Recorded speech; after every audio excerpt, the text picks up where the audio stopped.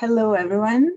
Thank you for coming to this event hosted by the National Film Board of Canada. Before we dive into the musings on healing and dying, we will be screening the animated short doc Thanadoula.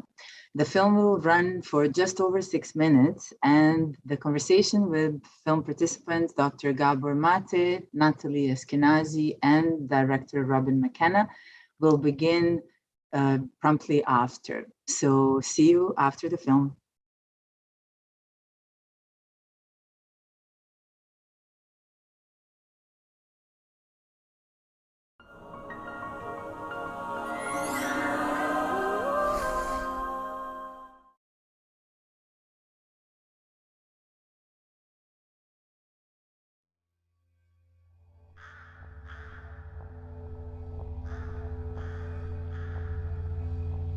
I don't know how I ended up accompanying people who are dying.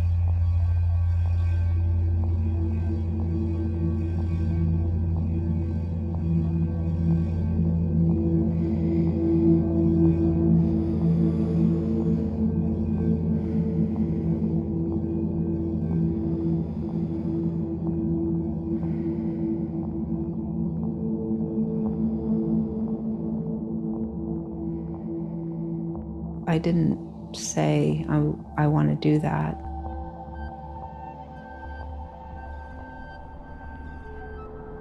Just everybody kept dying.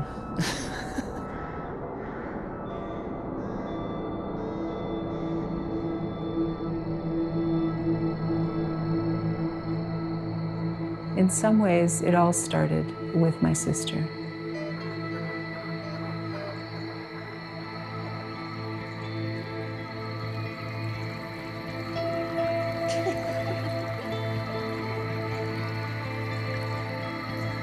My sister Annie nurtured my spirit.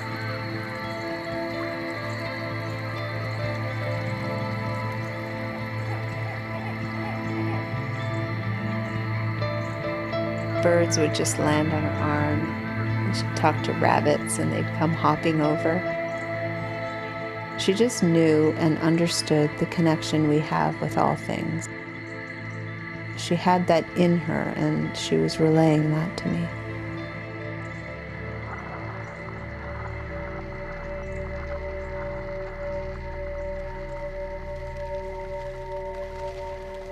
But she didn't fit into the ordinary world. In some ways, she was between worlds.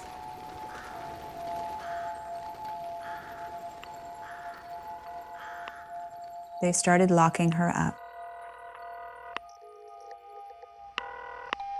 Natalie? It's Dr. Maté. Annie was here, but we haven't seen her for weeks. I just want you to know she's gone missing again.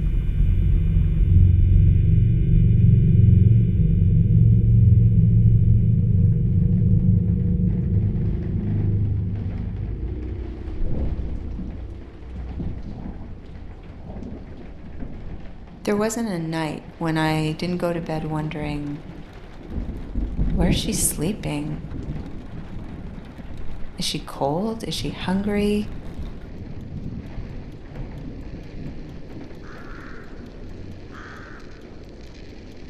Is she safe?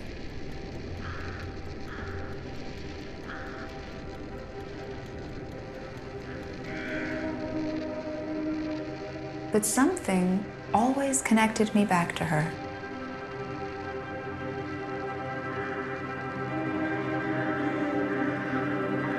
Finally, I had to try to find her.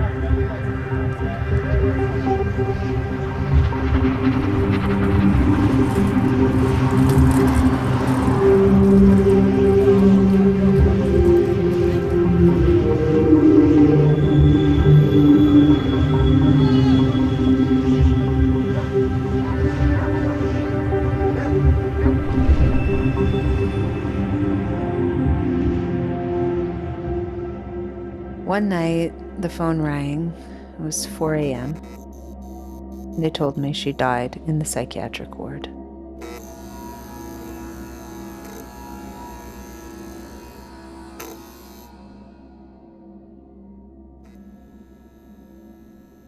said, why didn't you call me? I could have been there with her. They told me she was very scared and she was struggling. She was scared to let go.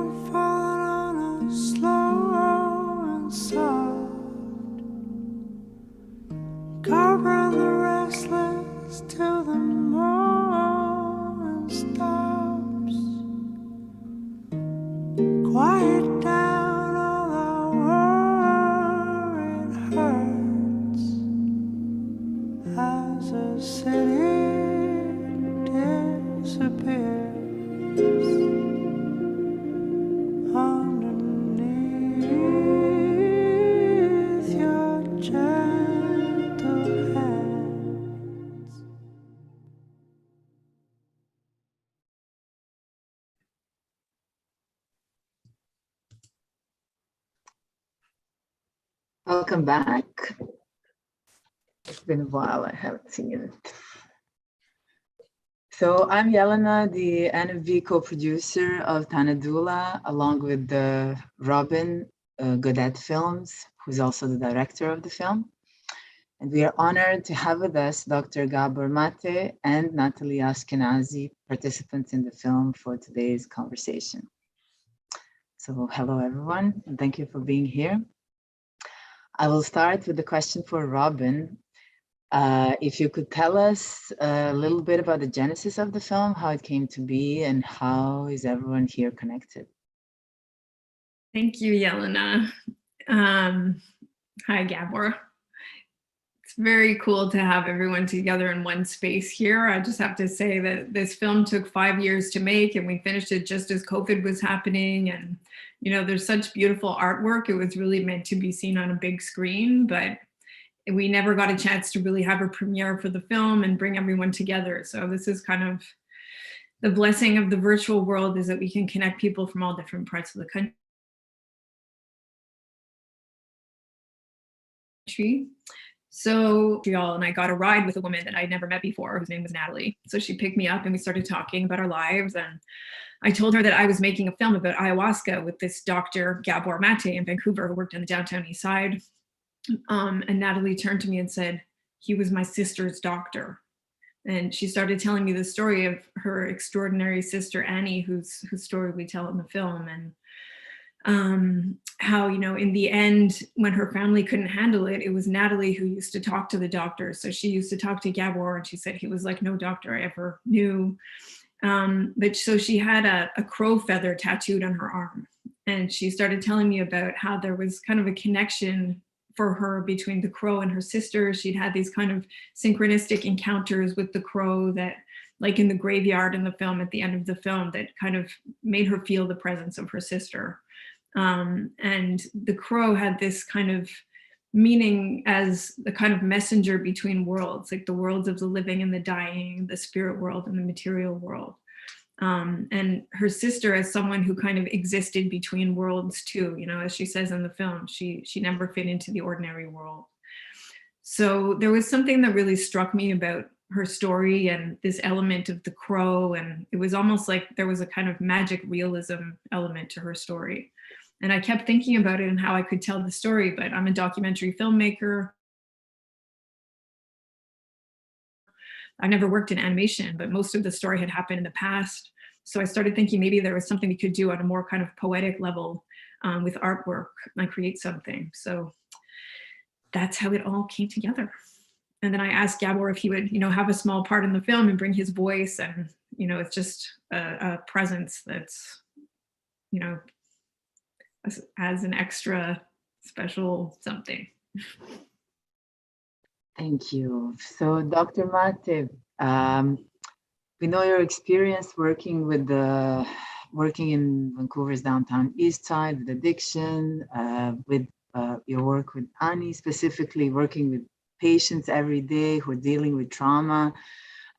What arises for you through the lens of that work after watching this film? Well, the first is just the poignancy of seeing Annie again.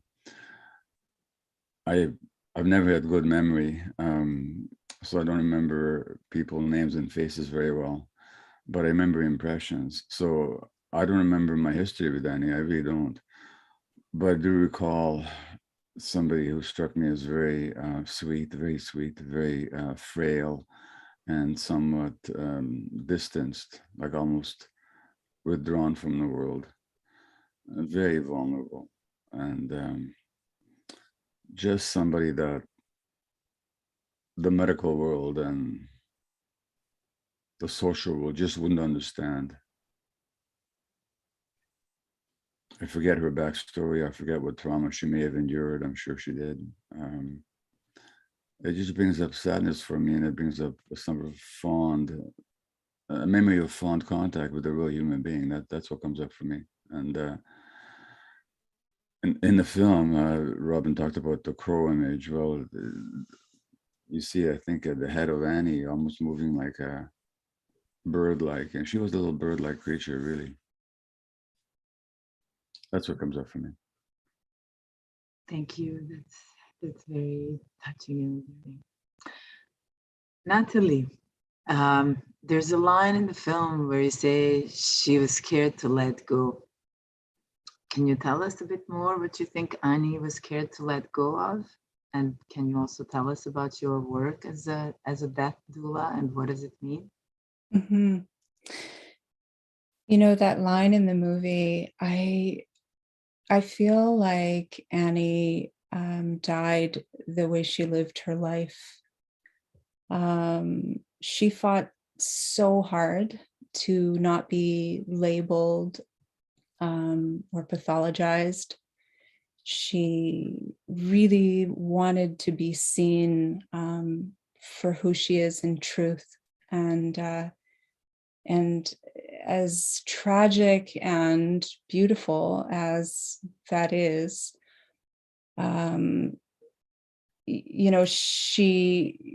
she was also completely denying the pain that she carried.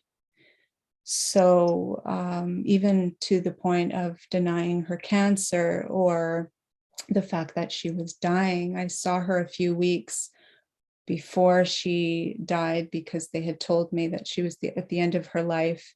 She had breast cancer and it had metastasized to her bones, so much so that it had split the femur bone in her leg and affected her vocal cords. And so when I saw her, she was limping and could barely talk, and she was staying in the psychiatric ward, and she says, I have 50 minutes, let's go. And I could barely keep up with her. She's taking me downtown Vancouver. I could barely keep up with her. And, so there was a kind of denial in her that about her pain and about her death. So when they told me, that she was in her last moments, she was very agitated, and that she had a kind of fear in her eyes as she's, having difficulty drawing in her last breaths, I suppose it was her final battle between her mind and her spirit. And I think it really speaks also to the importance of tending to our pain and really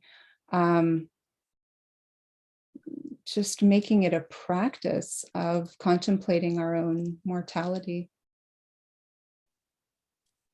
And in terms of my work, it really depends what stage of the process I'm called into. So it can range from offering very practical, non-medical support to the family, helping organize next steps and this kind of thing, what to expect. Sometimes it's facilitating really difficult conversations between family members.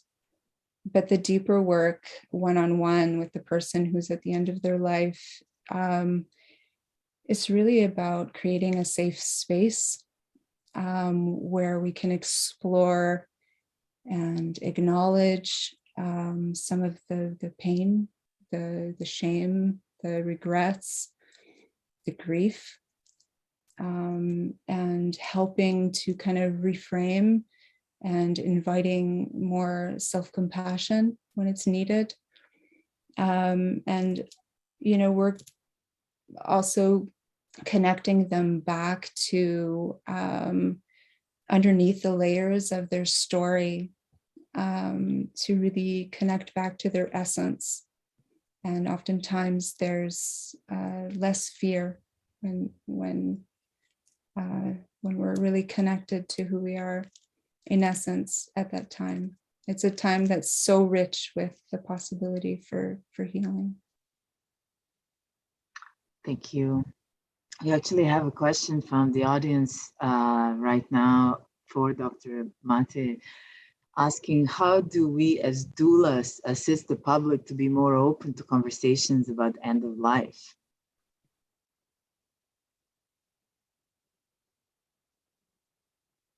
Yeah, so what maybe I should mention is that before I went to work in the downtown east side, I worked for 7 years as a coordinator of the palliative care unit at the Vancouver Hospital, working with dying people. And as Natalie says, the end of life is an opportunity that's rife with possibilities of healing. And as to how to help the public, well, see, death is just a part of life, and everybody knows it. Everybody knows that intellectually. And cultures traditionally have had death very much as a part of their living consciousness. I mean, you have in Mexico the Day of the Dead, where the whole families have picnic at the gravesite of their loved ones, and all these macabre celebrations. But we live in a death-denying society, and this society is a deep anxiety, which leads to denial. And so it's not so much how do we help people talk about it, because people naturally want to, because this is the part of life that we all have to deal with. It's how do we help overcome the anxiety of doing so? And what's in the way of that honest and deep conversation? So I think what's in the way of that is anxiety and denial. So I think it goes back to what Natalie said around safety. Not only do we have to make it safe for the people who are dying to really confront whatever unresolved issues remain in their life, but we also have to make it very safe for people to deal with the anxiety, which means to approach the conversation without any expectation, without any agenda, without any sense of this is how it ought to be and you have to face this, without any of that. Just absolute acceptance where people are at, and just asking some very gentle questions about where they're at. And if you can provide that safety, that relational safety, people will naturally open up to the conversation, I think. Most people will. Some who are terrified won't. One thing I'll mention finally is that what was interesting in palliative care is that certain physicians, certain family physicians, She just wouldn't come and see their patients when they were in palliative care. Now, what was that about? They might do the hospital rounds and see their patients on the gynecology or the surgical ward or the family practice ward, but they would rarely, or if ever, come to the palliative care ward. Well, that has to do with their own fear. So it's people's fears that we have to address. As a society, I guess, as well, I think that there are some recent customs where people are, in fact, approaching that, like you said, not only in Mexico, but I think in certain cultures, there is this real celebration while people are still alive and kicking and very, very, everything's fine, actually starting even to prepare that idea of departure. And I think that also maybe doesn't even allow for that anxiety to develop as much as it did, as you say, in our society. One of the great scenes in literature is in Tom Sawyer by Mark Twain. I don't know if you remember what I'm talking about, but Tom and a couple of friends stow away on this island and sort of fake their own death by shipwreck. And so then there's this memorial service. Then they sneak into their own memorial service. And don't we all wish we could be at their own funeral? Exactly. What the heck are they actually saying about us, and how do they really feel? Yeah. Exactly. Thank you. Just on the heels of that, there's an upcoming book, The Myth of Normal, being published in the fall, Dr. Maté. And in the film, Natalie says that Annie didn't fit in the ordinary world, that she was between worlds. Yeah. How does that fit in this definition of normal? Oh, well, Annie was one of these really sensitive souls, really highly sensitive. And the more sensitive you are when things happen that are difficult, the more wounded you are. So she was a very wounded person, but her wound was a normal response to the abnormal circumstances that she grew up under and the culture that she lives in. So what I'm saying in this book is that what we think is normal is actually unhealthy and unnatural very often in this culture. And what we think is abnormal is actually a normal response to that society which totally disregards and misunderstands and actually tramples on human needs. So we have our idea of normality and abnormality backward. The norm in this society is humanly abnormal. And people's illnesses, including their mental health conditions, are very normal responses to that cultural and emotional and social abnormality. That's the essential thesis of the book. But let me mention another book, since we're talking about death. This hasn't been published yet, but I just reviewed it. It's called Giving Hope. It's how to talk to children about death. And it's going to be published in the States. I don't know if it'll be published in Canada, but it should be out in a few months. And it's called Giving Hope. And that's what it's about. It's about talking to children about the reality of dying. Thank you. Robin, it's rare to have so much packed into a 6-minute documentary. I really have to say that I'm quite amazed each time I see it, how deep and how much is packed into this 6 minutes. So could you tell us a little bit about the challenges that you had handling these sensitive topics in the making of the film in such a short time frame? It's true. And also I was thinking it's kind of amazing that there managed to be so much space and kind of silence in the film too, with so much packed into it. It was a long process making this film, and it started out with one artist and animator, and then we kind of bit off more than we could chew, and we ended up taking a kind of totally different approach that was more documentary and really working with conversation with Natalie and her voice, and these kind of archival elements from Annie's life, from her journals, from video and family photos. And I have to say that Jelena was a big part of that. Jelena and the NFB came on board about halfway through the process and helped kind of take that turn. But I think, you know, at the beginning, there was a lot more narration from Natalie, and it was kind of more of an illustrative approach. And so there's certain themes like, you know, Annie being institutionalized and medicated when she was a teenager, and then, you know, the themes of drug addiction and living on the streets, things that were a little bit more kind of explicit in early versions of the film that became more abstract as time went on. So I think in the end, we ended up deciding to leave more space, you know, and kind of say less and let people imagine a bit more. So, you know, and a big part of the artistic approach was this, this idea of being between worlds. You know, it was like, how do we use mixed media to kind of mix documentary and something much more ethereal? We worked with an artist named Elise Simard, who has incredible gifts, and she was the one who created the kind of exquisite artwork for the film. But we were always kind of trying to be on this line between things, you know, and being in that, feeling that in between space. And we wanted to kind of create a felt experience with the film and with the music. Thank you.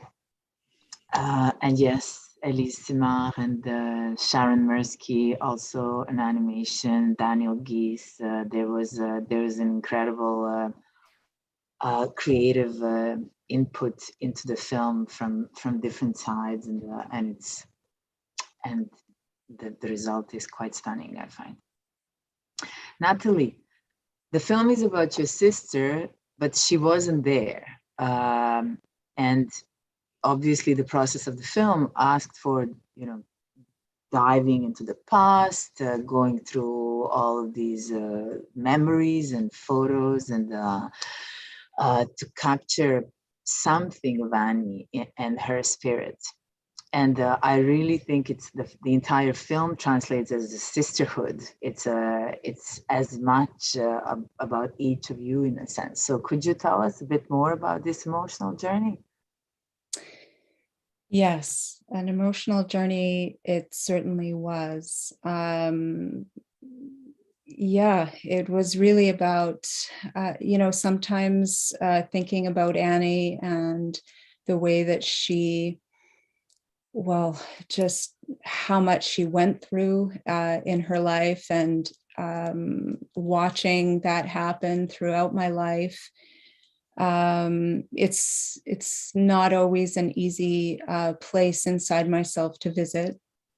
But at the same time, it was very, very healing for myself. And actually my daughter also helped to go through all of her, she had so much writing and so much music, and, you know, my daughter dove in, and somehow we started to, it helped us reveal a part of Annie that we had never even known, you know, so it was a very difficult but very healing process. And the gift of having this film made, you know, Annie, you know, always wanted to be seen. She was a, you know, she was a musician and an artist and just a lover of life. And I know she is just thrilled that it's even, you know, produced by the NFB. And I mean, it's just such a gift that there's something out there that she actually got to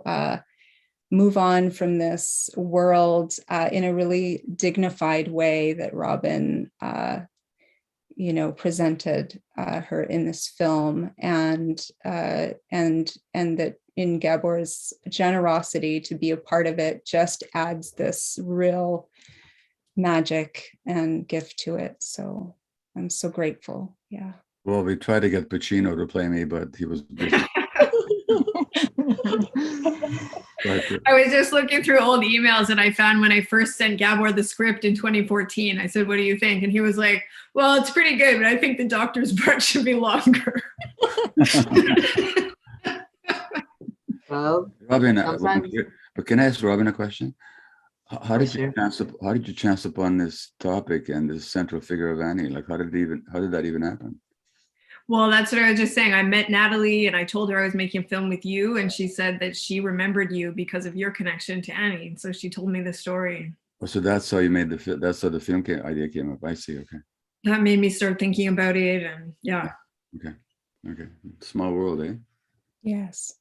Exactly, which was why we actually thought of organizing this type of conversation, because it is really incredible to have these real life connections happen. And we don't necessarily understand that when we only see the film, right?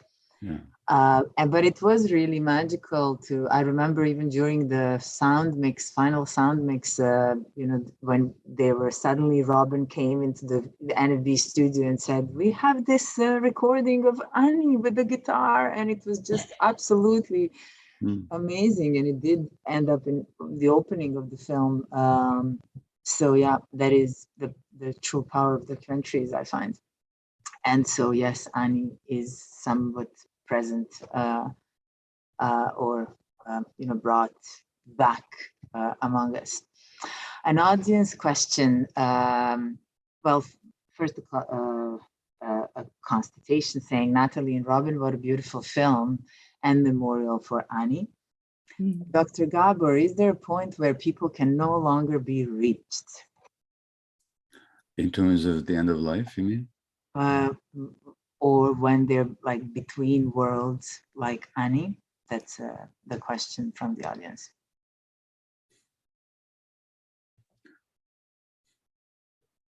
Well, there are two reasons why people can't be reached.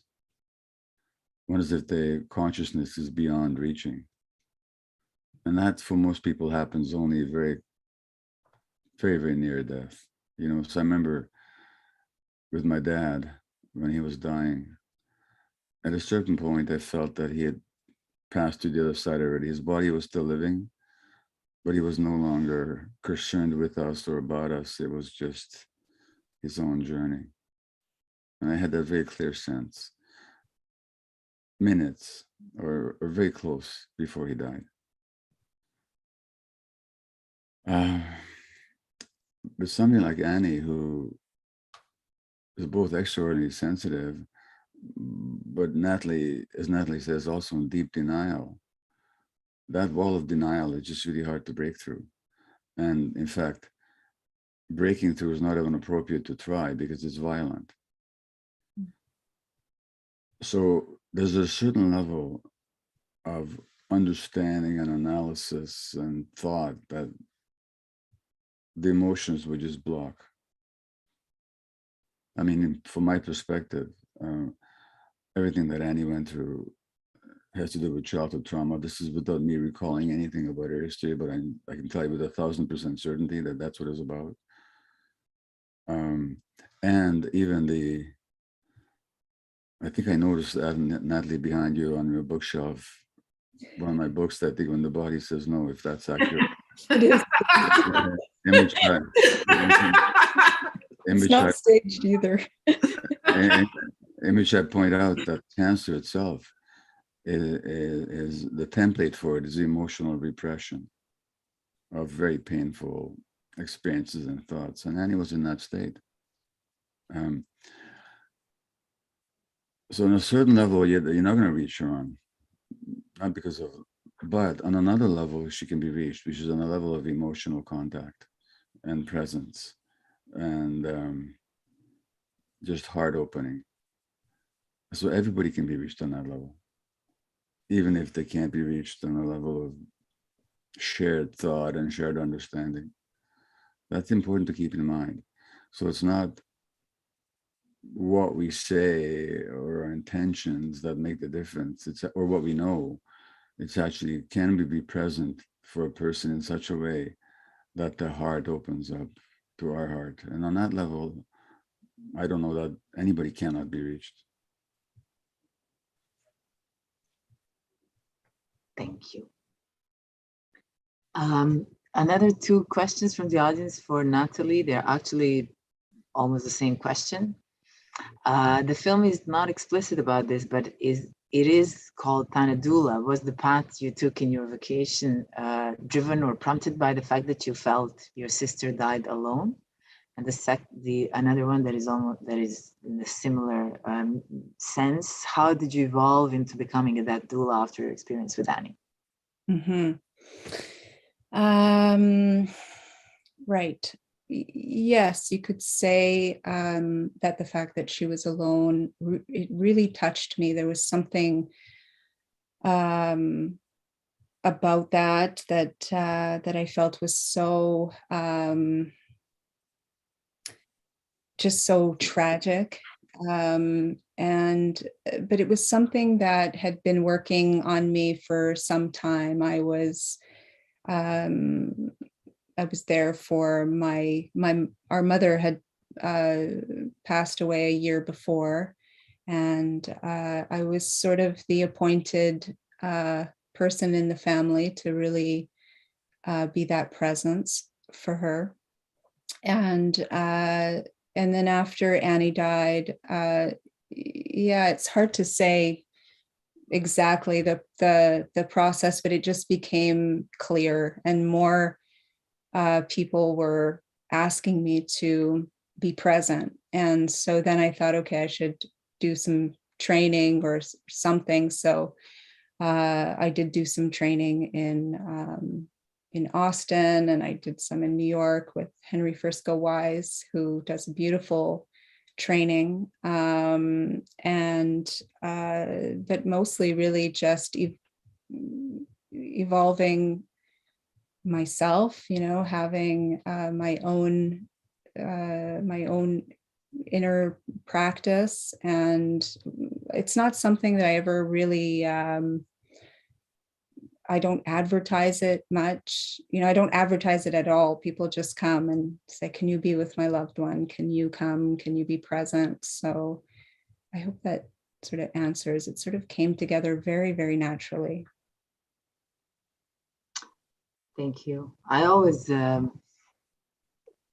think of this film as if it were made in between the last breath and no breath of a person you hold hand of, and that's where you kind of revisit each time your sister's departure. And anyways, I imagine you do it every time. In my in my perception of this of this short 6 minutes vision. Thank you, Dr. Gabor Maté. There's a really interesting question from the audience. You talked about dying right. How can we help our loved ones to die right? How can we help them to accept it when we ourselves are not accepting it? Can't. You have to deal with your own lack of acceptance, not like as a punishing exercise, but as a question of curiosity.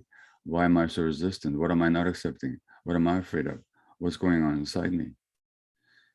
In my new book, I talk about a woman called Sharon Canfield, who wrote a book on healing. And Cheryl Canfield was diagnosed with terminal uterine cancer. She was told that if she doesn't have an operation, she was going to die. And a very messy death. And something in her did not want the operation. She just didn't want to go through that. And she actually said, okay, I'm not sure that they're right, but they're probably right. Probably I'm going to die. And she started writing a death journal about, she's starting a book started writing a book called Dying Well. Turned out in dealing with her death, the cancer went away spontaneously. Decades later, she's alive with no trace of cancer. So the book, instead of a book on dying, became a book on living and healing. Wow. And so I interviewed her. She said she lives in California, and I interviewed her and I said, well, what did you find out? She says, well, what I found out that to die well, you have to first live well. So in that sense, and I saw that in palliative care all the time, by the way. So that if you don't want to think about dying, Well, you might get curious about why you don't want to think about it. You might get really curious. What does it pick up in you? But if you're absolutely really resistant to go there, start considering what it takes to live well. When I say well, I don't mean how much fun and games you can have, but how to have a life that is connected to your essence. Natalie talked about your essence, and how can you live a life that's connected to who you really are? If you do that, you don't have to worry about dying. You're gonna have a good death. So we could either directly approach our fears of dying and our fears of even thinking about it, or we can consider what it means to live well. We were actually going to call this event on healing and learning how to die. But then there was, the NFB, it's a big institution. There was fears that it could be triggering for people. So they convinced us that we had to change it. I could give you a treatise on triggering, but I won't right now. What's wrong with being triggered? You get to learn something. But anyway, that's a different subject. Indeed. Thank you. This is, I think it's an important question that we actually discuss now. And on the heels of that, Robin, there's another question from the audience for you. As a filmmaker, how did you tie in the larger topic of death and loss with the very personal story that Natalie shared with you?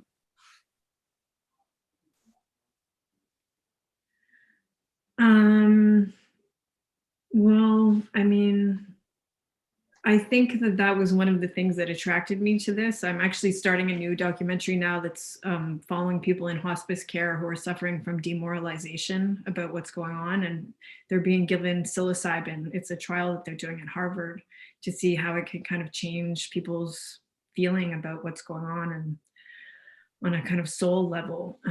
So I'm very drawn to these themes, and I don't think I had ever met someone who does this work. I don't think I'd ever heard of a doula. This idea of a doula is like usually someone who helps people give birth, right? And it's this kind of beautiful bookend that we use this term now at the other end of life in terms of passages. So I was very intrigued by that work that Natalie did, and that's part of what drew me to want to make the film. But I think we were always trying to balance the question of because Annie is such a powerful presence and her story is so moving, it's like, was this Natalie's story or was it Annie's story? And we were kind of wrestling in terms of the structure of the film between those things. And how do we, kind of show and suggest the work that Natalie does as an end-of-life doula without kind of spelling it out, and it was like, how do you show it visually? How do people know that she's not just with a family member or something, that's actually work that she does? So it was, it was tricky, like how much we bring that to the forefront. And I think there's some people who are like, oh, Thanadoula, I'm so interested in that work. I want to see your film. And I'm like, it's not, the film doesn't really explicitly talk that much about Natalie's work. But it kind of suggests it and opens a door to that. And I hope it will also make people curious to think about these things as it's woven together with Annie's story and with everything else. And I just add that I think the fact that Elise Simard in her filmmaking, oh, hello. Here's the little man. So yes, Elise Simard, who did the art direction in the film, like her entire artistic practice, I think, is in finding these very oh yes, we want to talk to you if you want to talk with us.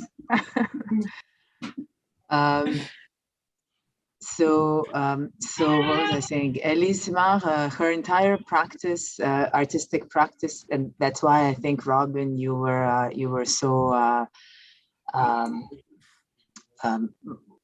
inspired by her work initially, because it does always address spaces of inner spaces that are filled with emotions and sometimes trauma, and but in this such a unique visual language that she entirely crafts herself from, from combinations of elements, visual elements, that is really unique. And I think that's what made, that's what helped us so much retrieve Annie. And I remember when we first saw the picture of the two sisters and behind the bed of roses, we were already in a lot of discussions about how to approach all of this, and that was kind of a turning point, I think, for the artistic direction of the film and Elise's work. So, anyways, it is quite magical each time. So that's unique, and that's not easy to achieve. So, well, I think we are. I think I'm not sure, Dr. Maté. Do you? There's. I think you have another appointment that or another commitment that you have right now. So if that's the case and you have to leave, I would like to really thank you in the name of all of us for your insight, and it's so precious to have you here today with us. Thank you. It's my pleasure. Can I just give you one final insight? Yes, please. This is not to do with the film as such. It has to do with the social process. Everybody here is a first name. Robin does, Jelena does, Natalie does. I don't. I'm Dr. Maté. Now what's going on? It's a sign of respect, first and foremost. No, but I'm respected anyway. Like, you know, and if I call Robin, I'm not showing disrespect, you know. So I'm just pointing out the social power dynamic. You know, it feels so normal, doesn't it? But it contains all kinds of assumptions and dynamics. I just wanted to point that out. So it's Gabor here saying goodbye. Okay. Thank you, Gabor. Thank you. Take care. Bye-bye. Bye.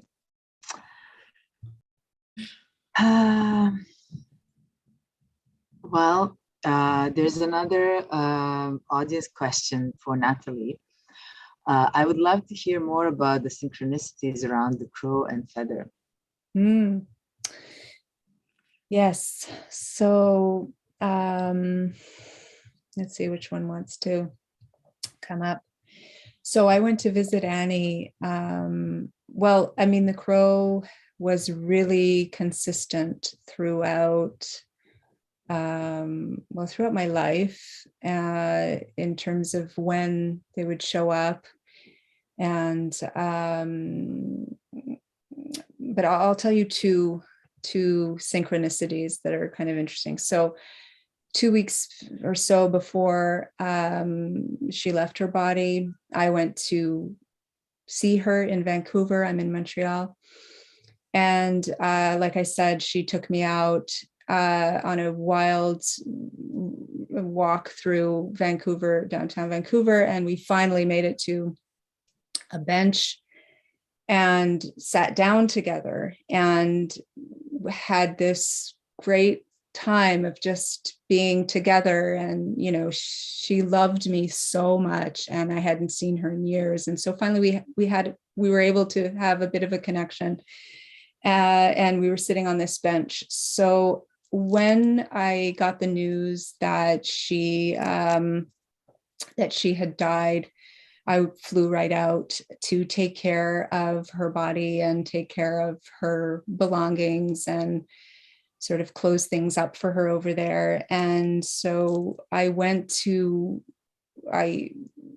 saw the bench. It was close to the hospital where she was staying and where she died.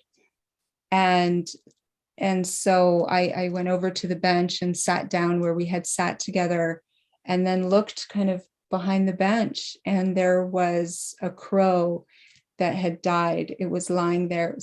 It had just died. I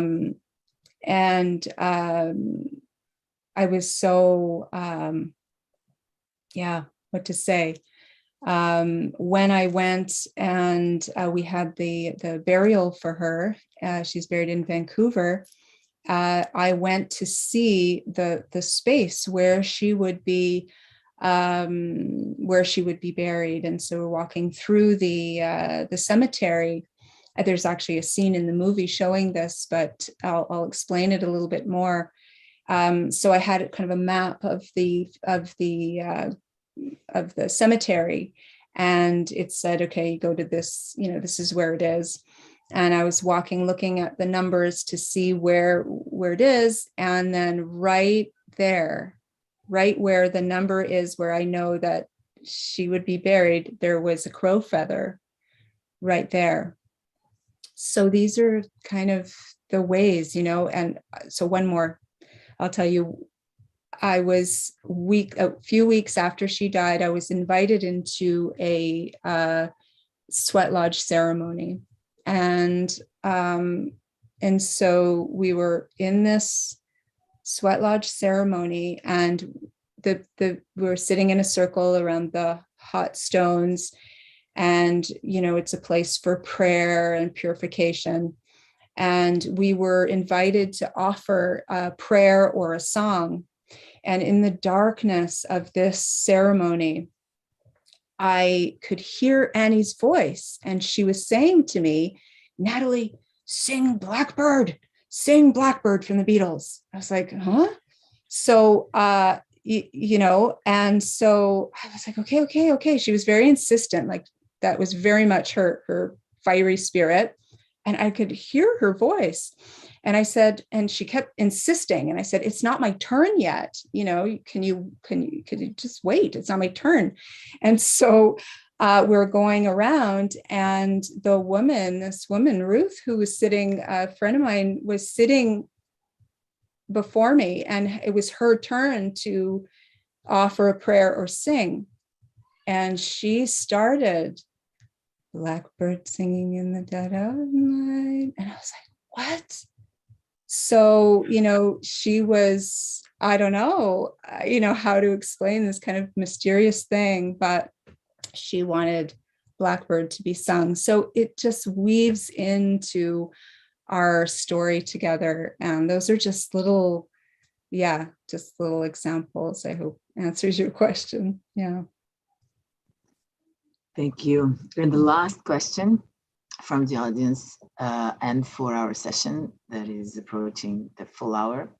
Natalie, I have felt a calling to become a doula for some years. I'm wondering if you have any recommendations of where to start exploring this calling: books, websites, associations, specific thoughts. Mm-hmm. Yes. So I mentioned Henry Frisco Wise. I don't know if he's still doing his trainings, because it was quite some time ago that I took it, but I think he would be. And I started off also in volunteering at any, there was some hospice organizations here that look for volunteers. It's a great place to start because they train you and you get to do the work on a weekly basis. And just start volunteering, just start, letting people know that you want to do the work. And also Gabor, he's not here anymore, but he gives beautiful trainings. There's compassionate inquiry. That is an incredible approach that he offers. So that's also, it doesn't always have to be the training around specifically death doula work, but how to be that presence for people. So those are some of the places. I'm trying to think of books. Anyway, I can always write it in the chat after when the books start to come to my head, but I can't remember right now. Thank you for the question. Yeah. Thank you.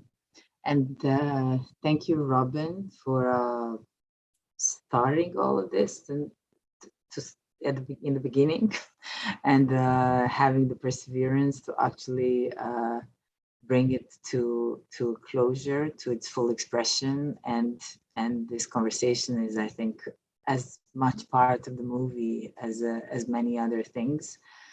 I'm really thankful for your participation, Natalie.